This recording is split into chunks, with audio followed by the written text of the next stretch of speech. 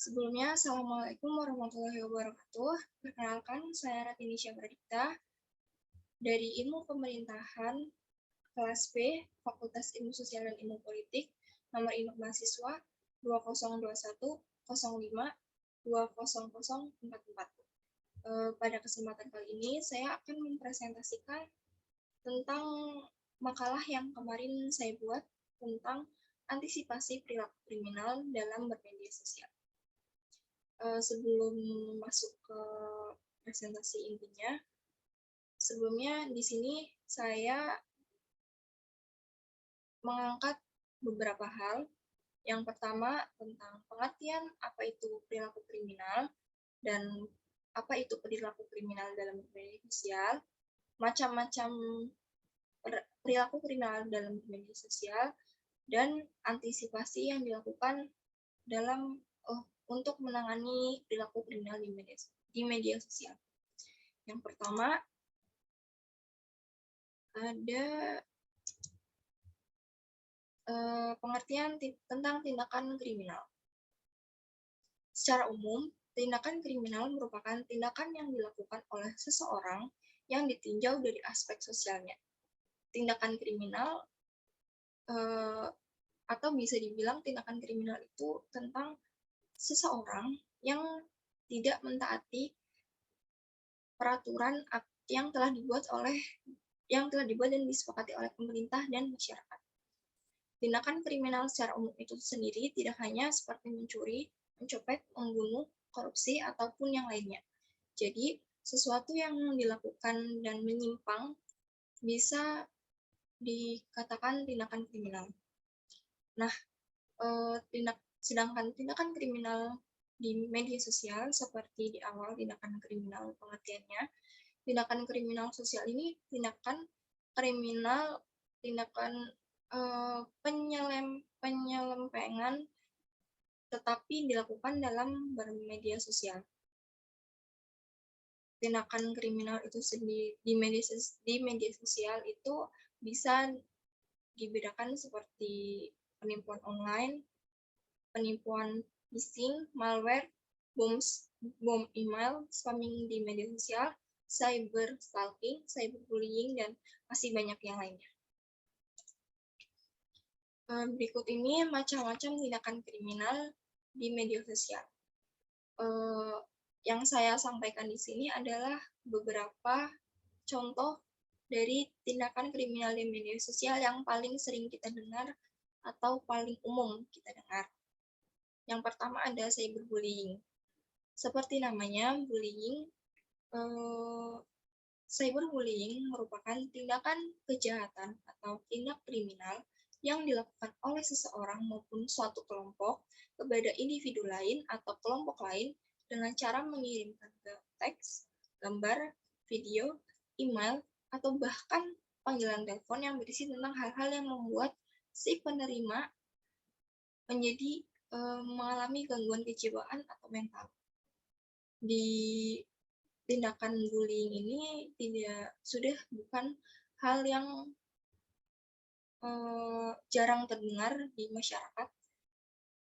Walau tindakan bullying ini saat ini merupakan tindak kejahatan yang termasuk sering terjadi khususnya pada anak sekolah atau anak pelajar di umur-umur remaja.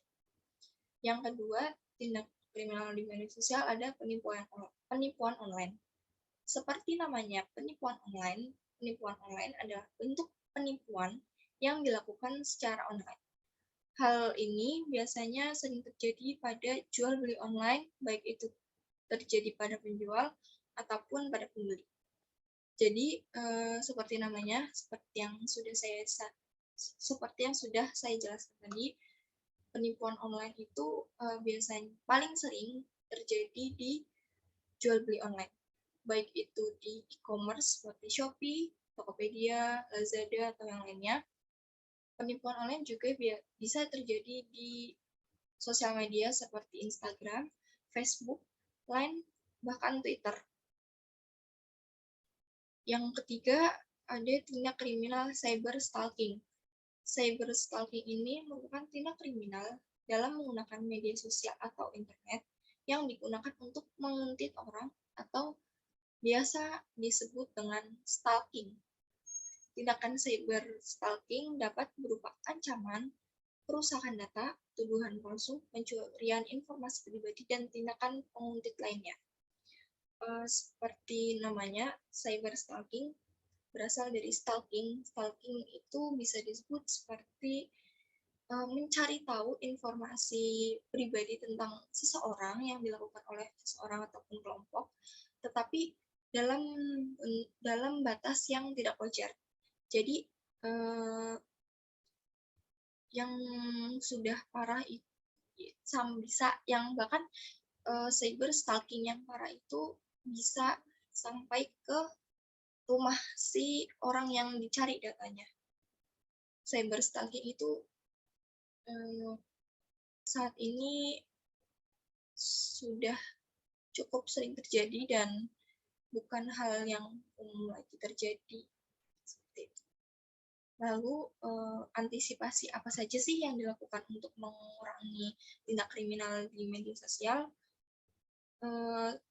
Yang pertama atau paling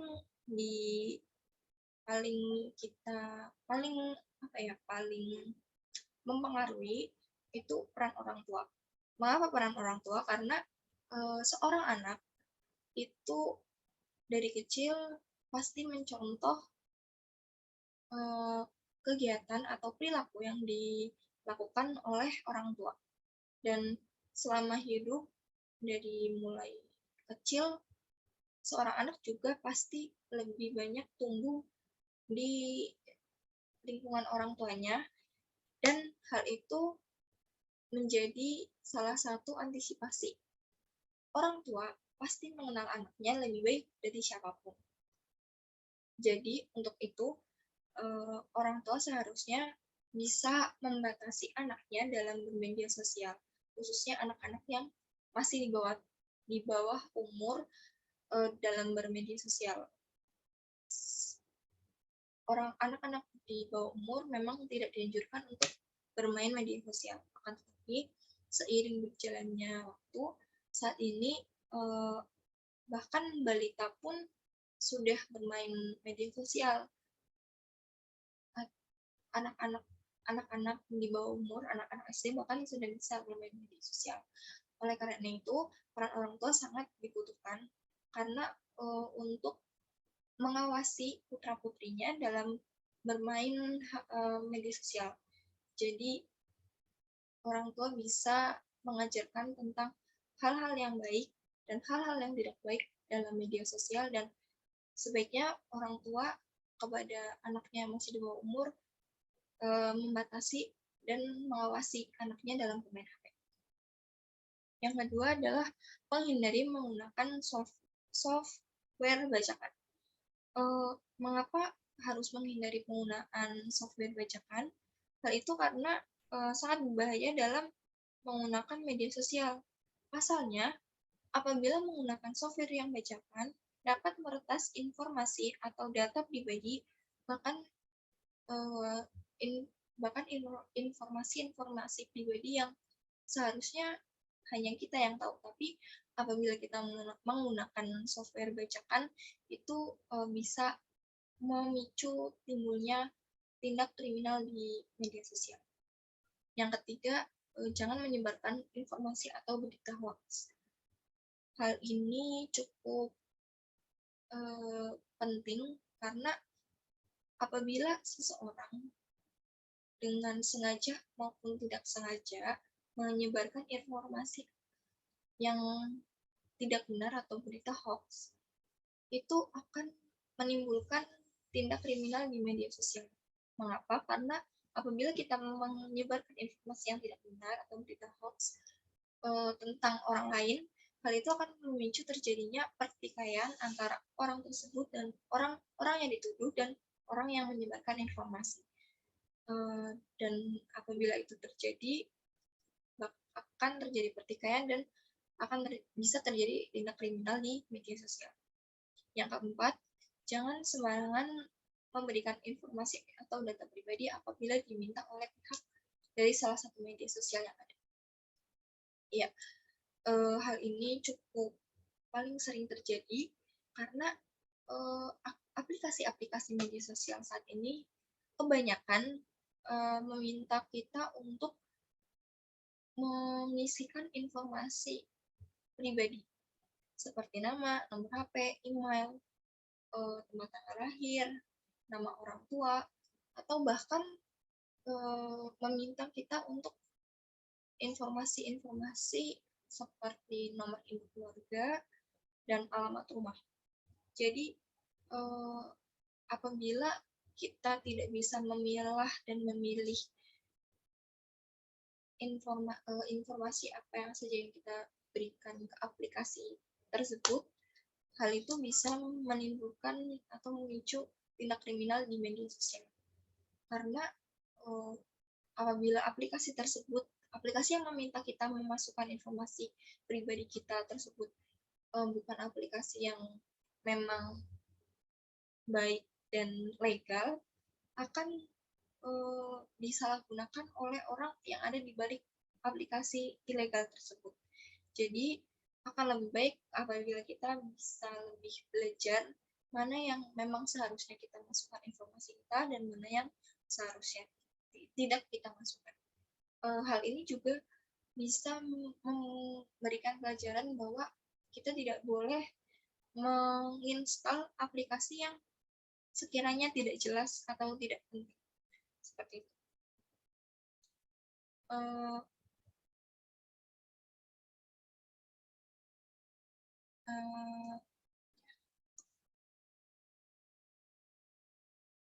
Berikut presentasi singkat tentang antisipasi perilaku kriminal di media sosial dari saya.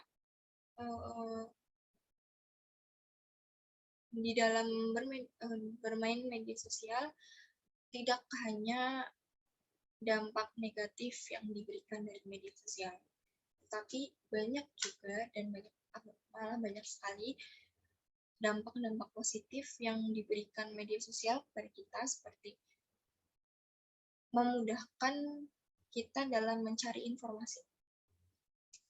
Seiring berjalannya waktu,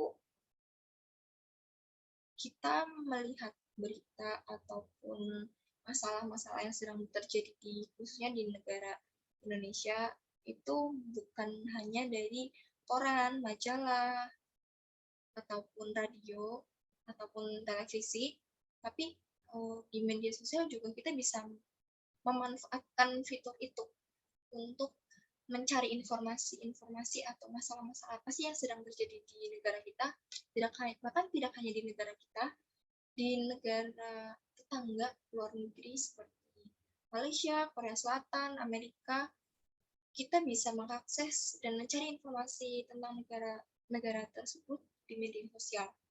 Bahkan informasi-informasi yang diberikan dari media sosial biasanya lebih cepat daripada media-media lain seperti televisi ataupun koran ataupun bahkan radio. Jadi antisipasi perilaku kriminal di media sosial yang menurut saya yang paling penting itu kesadaran diri masing-masing dari orang. Kita sebagai mahasiswa khususnya sudah lebih dewasa untuk memilih apa saja hal-hal yang baik dan tidak baik dilakukan kita dalam bermedia sosial. Jadi bijaklah dalam bermedia sosial karena media sosial tidak hanya memberikan dampak negatif tetapi banyak dampak positif yang diberikan juga. Sekian, kurang lebihnya mohon maaf. Wassalamualaikum warahmatullahi wabarakatuh.